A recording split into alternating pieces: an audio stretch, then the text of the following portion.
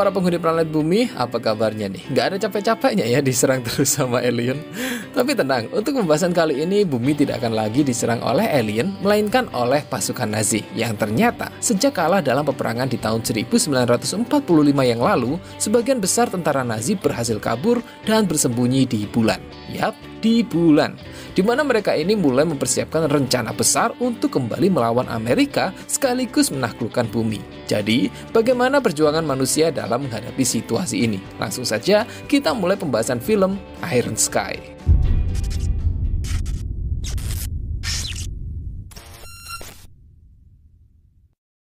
Pada tahun 2018, Amerika mengirimkan astronotnya untuk kembali mendarat di bulan. Perjalanan ini merupakan kampanye dari Presiden Amerika yang sedang berusaha menarik simpati masyarakat untuk memperpanjang masa jabatannya. Setelah mendarat di bulan, dua astronot yang masing-masing bernama James serta Sander melakukan tugasnya masing-masing, di mana James menancapkan bendera Amerika sedangkan Sander berkeliling untuk mencari kandungan zat yang bernama helium-3. Akan tetapi, baru berjalan beberapa puluh meter, Sander pun dikejutkan dengan adanya fasilitas pertambangan helium yang sangat-sangat besar. Bersama dengan itu, sinyal komunikasinya dengan markas di bumi juga terputus. Dan tidak lama setelahnya, tiba-tiba muncul tentara Nazi yang langsung menembak kepala Sander. James yang melihat kejadian ini lantas berusaha untuk kembali ke dalam pesawat. Namun sayang, pesawatnya lebih dulu dihancurkan oleh tentara Nazi.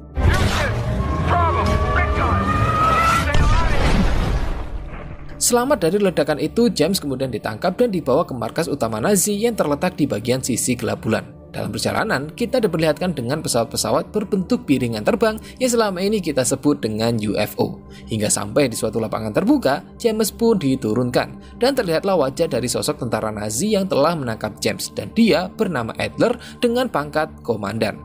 Bersamaan dengan itu, lagu kebangsaan Nazi pun diputar disertai dengan kedatangan dari pemimpin Nazi yang saat ini dijabat oleh keturunan Hitler yang bernama Wolfgang Kornfleisch. Wolfgang Kornfleisch. Di sini Adler melaporkan James sebagai mata-mata yang dikirimkan oleh Amerika. Hingga saat helm James dibuka, para Nazi itu pun seketika terkejut saat melihat bahwa orang yang dianggap mata-mata Amerika ini ternyata berkulit gelap. Hal ini kemudian membuat Wolfgang memerintahkan Adler untuk memanggil seorang peneliti planet bumi yang bernama Renate Richter. Saat menunggu kedatangan Renate, James mengambil kesempatan ini untuk menyerang Nazi di sekitarnya, lalu kabur dengan melompat ke sebuah mesin bergerak.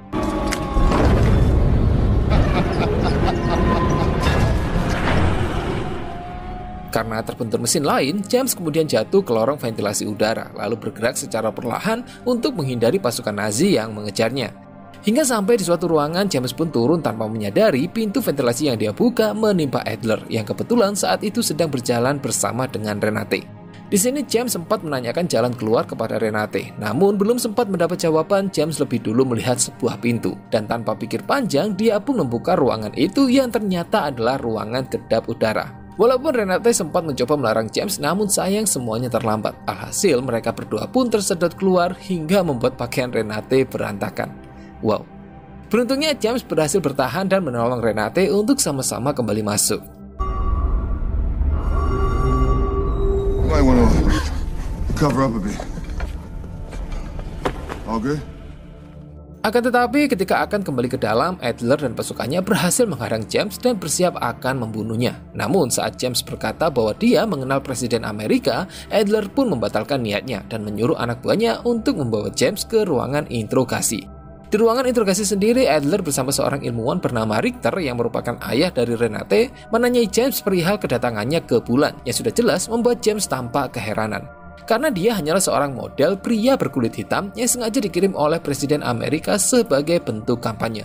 Tidak hanya itu, mereka juga menanyai James mengenai peralatan yang dia bawa termasuk benda kotak kecil hitam. Dan James bilang kalau itu adalah smartphone, sebuah alat telekomunikasi yang juga memiliki fungsi seperti komputer. Mendengar hal ini, Dr. Richter pun justru tertawa sembari menunjukkan pada James bentuk komputer seharusnya, yang merupakan rakitan kuno, yang sudah jelas ditertawakan oleh James. It's a computer. DOS, ancient history, homie. Karena kesal, Adler kemudian memberi waktu 24 jam kepada Dr. Richter untuk terus menginterogasi James menggunakan metode penyiksaan. Adegan berpindah ke planet bumi, tepatnya di dalam Gedung Putih Amerika Serikat, di mana saat ini sedang dijabat oleh presiden wanita. Sang presiden sedang marah-marah kepada Vivian yang merupakan manajer kampanyenya. Karena ide menerbangkan orang kulit hitam ke bulan tidak serta-merta membuat perolehan suaranya meningkat, tapi malah turun drastis. Di tempat ini hadir juga Menteri Pertahanannya, kemudian pergi mempersiapkan konferensi PBB untuk membahas hilang kontaknya para astronot yang sebelumnya dikirim ke bulan. Kembali ke pangkalan Nazi di bulan, di mana Adler sedang menemui Renate untuk membahas status perkawinan mereka yang hanya didasari dengan kecocokan DNA. Dengan hasil ini, Adler yakin bahwa mereka berdua akan menghasilkan keturunan Aryan yang sangat sempurna.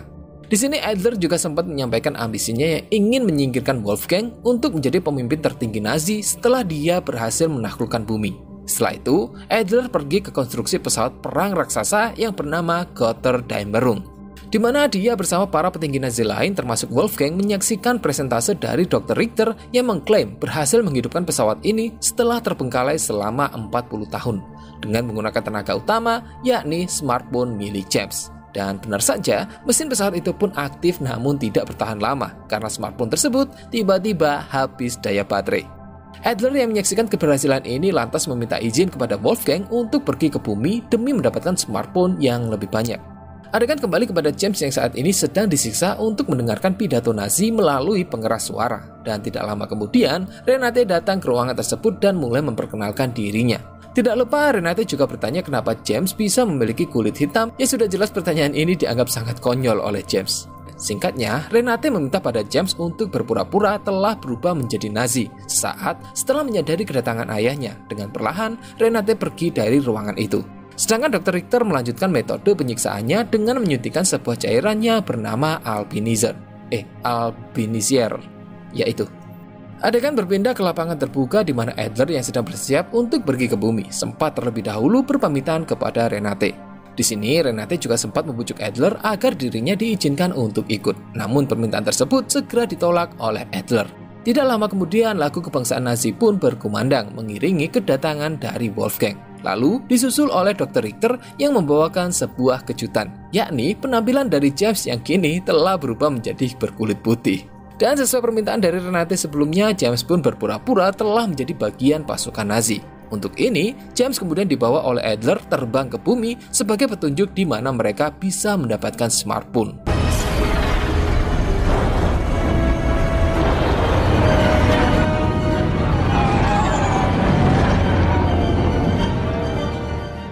Singkat cerita, UFO yang mereka tumpangi pun sampai ke bumi dan mendarat di sebuah ladang ganja di wilayah sekitaran New York. Dan saat mereka turun, Adler justru lebih dulu memaksa James untuk membawanya kepada sang presiden Amerika. Dan di saat itu juga, Adler dikejutkan dengan kehadiran Renate yang ternyata secara diam-diam mengikuti penerbangan ini.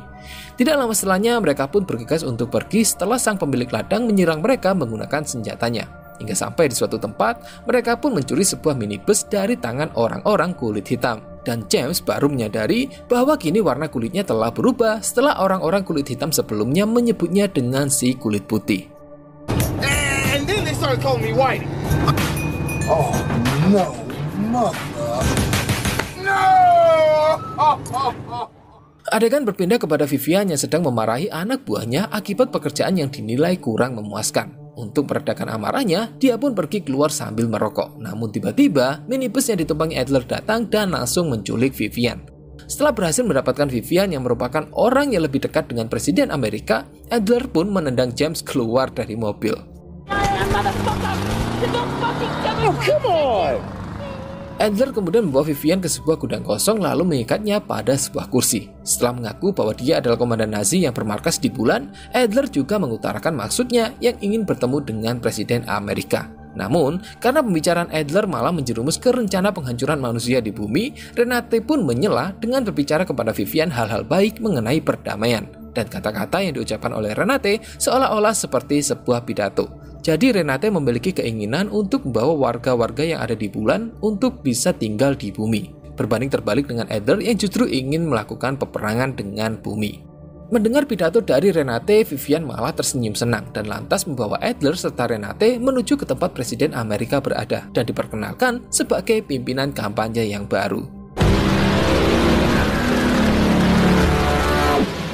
Di hadapan sang presiden, lagi-lagi Renate membahas soal perdamaian. Dan kali ini, setiap kata yang diucapkan oleh Renate membuat sang presiden menjadi kagum. Dan malah menggunakan kalimat-kalimat dari Renate itu sebagai bentuk kampanye baru, yang dalam waktu berminggu-minggu kemudian membuat perolehan suaranya meningkat drastis.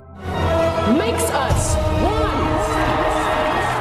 Sementara itu, di markas Nazi bulan, Adler yang tidak kunjung kembali dan memberikan kabar membuat Wolfgang menjadi gusar dan lantas menggerakkan hampir seluruh pasukannya untuk segera terbang menyerbu bumi.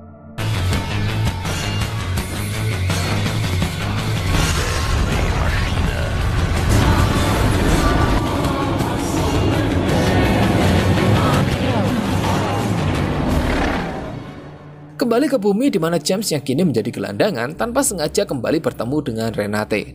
Dan pertemuan tersebut membuat mereka berdua malah bertengkar yang mengakibatkan mereka berdua digelandang ke kantor polisi. Walaupun begitu, pada akhirnya mereka kembali akur saat Renate mengajak James untuk menonton bioskop.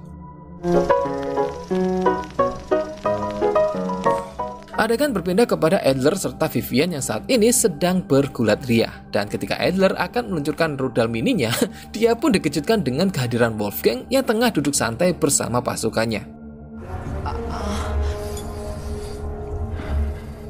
Wolfgang kemudian memerintahkan anak buahnya untuk membawa Vivian keluar lalu membunuhnya. Sedangkan Adler sendiri kemudian diinterogasi atas rencana liciknya yang ingin menyingkirkan Wolfgang.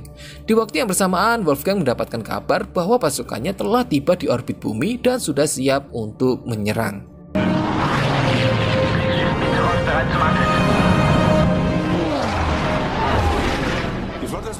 Dalam interogasi ini, datanglah Renate bersama James yang malah ikut ingin dibunuh oleh Wolfgang. Beruntungnya, tiba-tiba muncul rentetan senjata yang seketika itu membuat Wolfgang dan pasukannya meninggoy. Yang ternyata, serangan itu dilakukan oleh Vivian.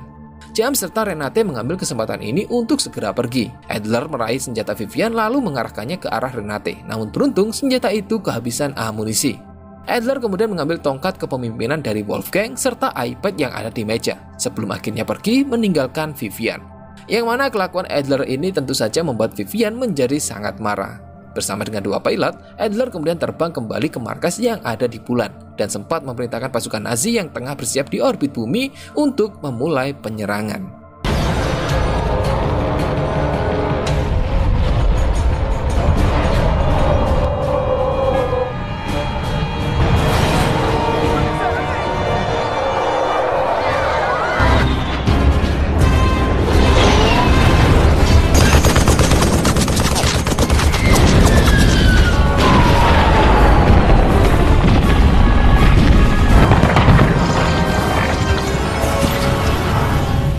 Penyerangan ini tentu saja membuat New York menjadi sangat kacau. Namun, sang presiden justru melihat kejadian ini sebagai hal yang sangat bagus untuk menunjang perpanjangan jabatannya sebagai seorang presiden Amerika.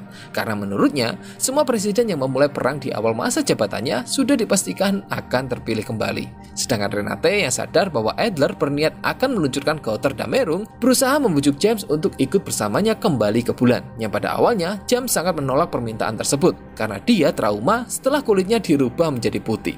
Walaupun begitu, pada akhirnya Renate berhasil meyakinkan James untuk ikut kembali ke bulan menggunakan UFO yang sebelumnya ditinggalkan di ladang ganja. Mereka pun berangkat bersama dengan datangnya meteor-meteor yang dijatuhkan oleh pasukan Nazi.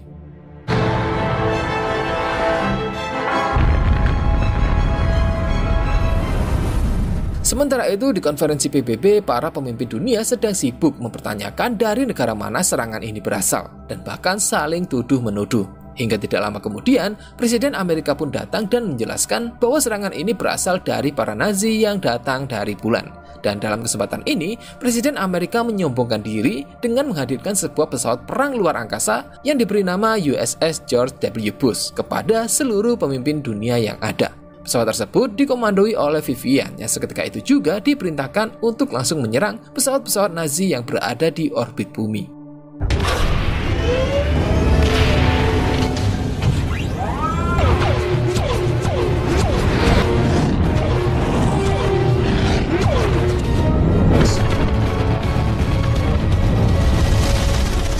Namun karena banyaknya pasukan Nazi, USS George W. Bush pun mulai terpojok, dan saat itulah tiba-tiba datang pesawat-pesawat tempur luar angkasa lain yang terdiri dari beberapa negara. Dan hal ini seketika membuat Presiden Amerika merasa jengkel karena ternyata bukan hanya Amerika saja yang telah berhasil membuat pesawat perang luar angkasa.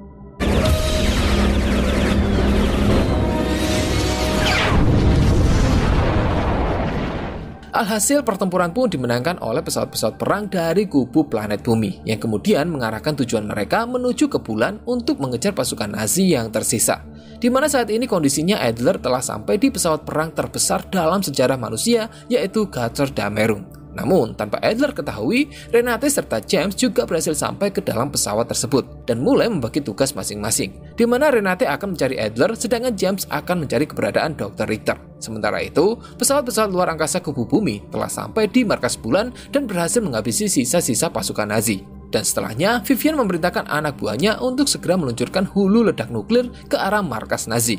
Walaupun sempat diperingatkan bahwa ada anak-anak serta warga sipil di dalam markas tersebut, namun Vivian tidak peduli dan tetap memaksa anak buahnya untuk membombardir markas tersebut.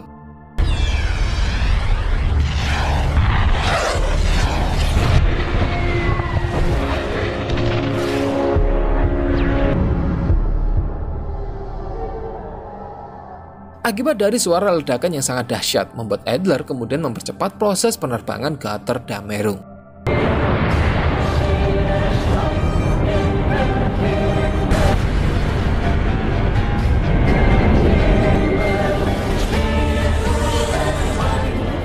Kemunculan pesawat raksasa ini jelas membuat pasukan dari kubu bumi menjadi sangat terkejut, dan Vivian, sang komandan mesum yang tidak takut akan apapun, langsung melancarkan serangan kepada Götterdämmerung yang seketika itu membuat Adler semakin murka.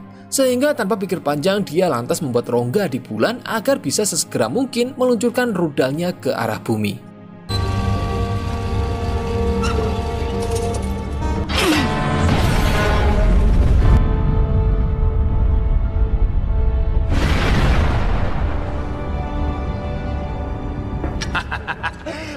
Sementara itu, Renate mencoba mengecoh pasukan Nazi dengan sengaja menyalakan lagu kebangsaan, sehingga para pasukan yang ada di dalam Götterdämmerung segera merentangkan tangannya untuk memberi hormat. Tindakan ini kebetulan juga berhasil menyelamatkan James yang saat itu hampir saja dibunuh oleh Dr. Richter.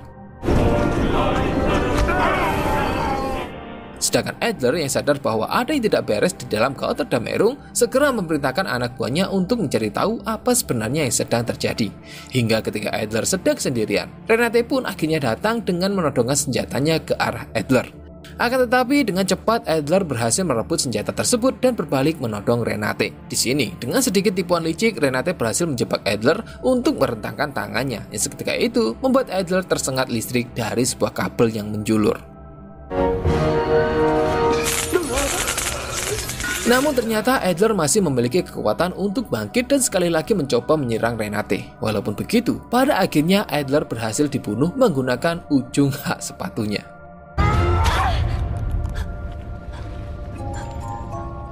Di sisi lain, James akhirnya berhasil mencabut iPad dari mesin utama, yang seketika itu membuat Götterdämmerung meluncur jatuh ke permukaan bulan. Renate berhasil keluar menggunakan perlengkapan astronot, sedangkan James keluar menggunakan kapsul penyelamat.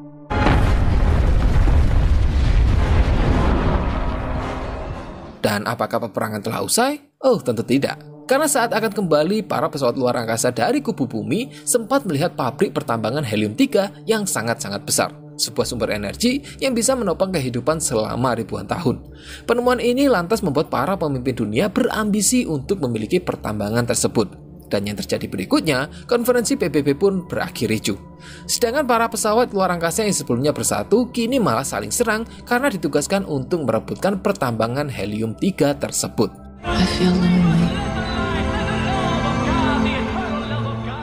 Adegan berpindah kepada Renate yang berhasil kembali ke dalam reruntuhan markas Nazi untuk menenangkan orang-orang yang selamat dari pertempuran dan berjanji akan membawa mereka yang tersisa untuk bisa tinggal di bumi secepatnya. Tidak lama kemudian, James datang dengan warna kulit yang kembali hitam dan mereka berdua pun berpelukan.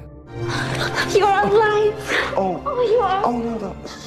Di akhir film, kita diperlihatkan dengan bulan yang tidak lagi berbentuk bulat, serta perang nuklir antar negara yang terjadi di planet bumi. Dan film pun berakhir. Yap, itu tadi adalah cerita dari film Iron Sky yang mengandung unsur heroik diselipi dengan humoris dan berakhir dengan sangat miris, di mana pada awalnya negara-negara di bumi bersatu untuk melawan Nazi, namun justru berakhir saling serang demi memperebutkan sumber daya yang ada di bulan, tanpa memperdulikan nasib manusia ke depannya. Tapi, cerita akan berlanjut di sequel keduanya. Jadi silahkan cek di deskripsi untuk linknya. Kalau belum ada, boleh subscribe dulu dong. Dan nyalakan lonceng notifikasinya biar nggak ketinggalan waktu uploadnya. Oke, silahkan like video ini kalau suka, silahkan dislike kalau tidak suka. Sampai jumpa di video berikutnya dan bye-bye.